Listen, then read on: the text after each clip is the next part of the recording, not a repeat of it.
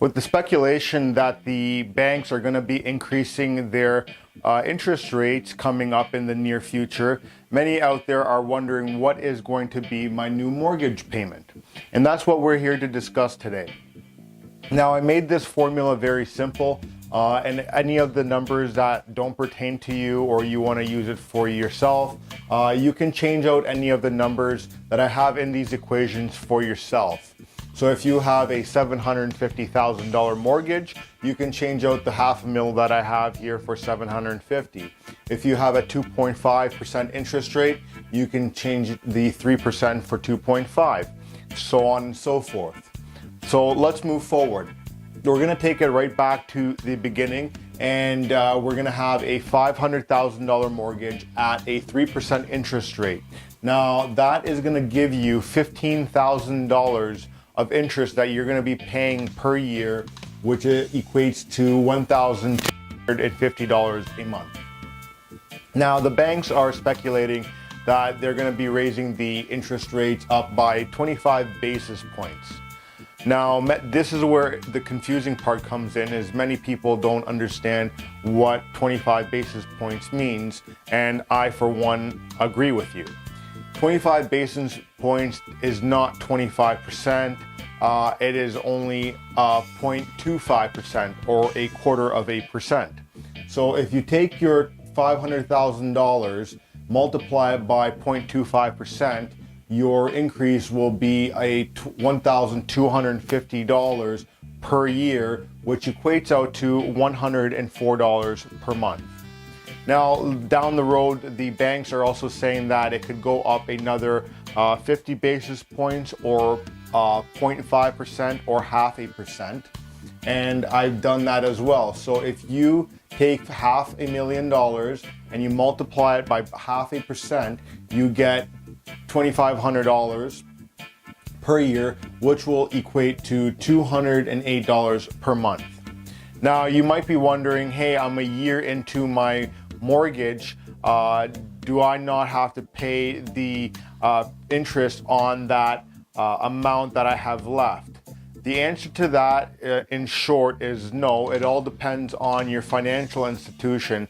But 95% of the time when I've dealt with mortgages, when you're locked in at a percentage, that's going to be, so you buy a house at $500,000 today, you're going to be locked in for 3 years. Your interest rate's going to be based on that $500,000.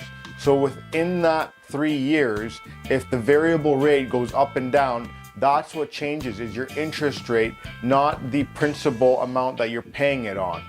The only time that'll change is when you come up for renewal on your mortgage. So in 3 years, you've paid down, say, $20,000. This is per year. So say you've paid down $50,000 or in 3 years. So you're going to have a $450,000 mortgage left, and then your interest rate is based on that. When you renew at a new mortgage rate, that's when that comes in play. But until you renew your mortgage, the interest rate is based on the original amount that you applied for a mortgage or that you locked in at. So if you're on your second or third time renewing your mortgage, these numbers are going to represent that locked in number that you locked in for. So how much does this equate to you and your payments? So if you have a $500,000 mortgage and you took a 25-year mortgage amortization rate, you're going to be paying approximately $20,000 per year on your principal amount, which totals $1,666.67. Now, if you have your 3%, your mortgage payment plus your 3% of $1,250 is going to give you a mortgage payment of $2,916.67 per month.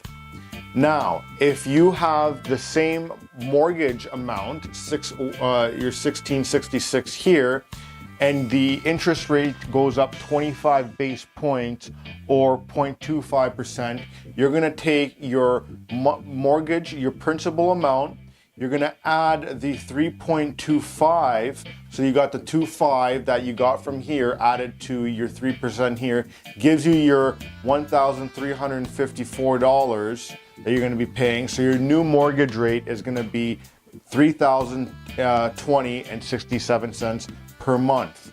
Now, if in a couple months after that, they raise the interest rate again, by another 50 base points, like they're saying, now you're going to be paying an extra 0.75% in interest, because you still have to tack on the original interest, that hike that they put in place, which was a 25 base point. So you're going to take your $1,666.67, and you're going to add 3.75%, which is an extra $1,562 to your mortgage, and is going to give you an extra $3,000. It's going to give you an actual monthly payment of $3,228.67.